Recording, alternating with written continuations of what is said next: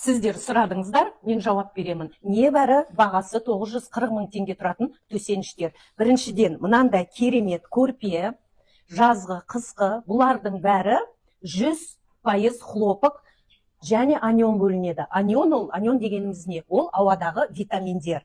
Біріншісі. Екіншісі, ең ұнағаны, қыста бұл көрпелер сізді жылытады, жазды күні денеңізді суытып тұрады, холодок беріп тұрады. Екіншісі, мынандай керемет төсеніштері бар. Простыня, пододеяльник, наволочкасы, керемет, жаккарда стилі бойынша жасалған япондық, денеңізге әдемі батады.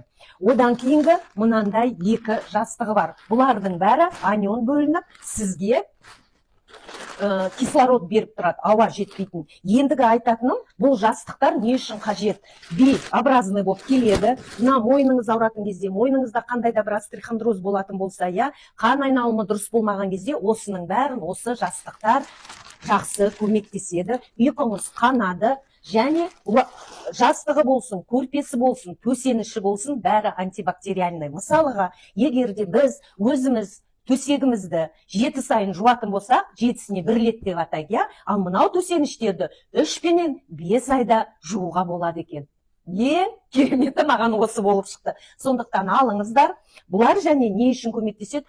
Ұйықтай алмай жүрген адамдарға өте жақсы. Және әдемі болып, ыстықтамай, терлемей, күш-қуат аласыздар, иммунитетті көтереді және иммунный клетканы қалыпқа келтіреді.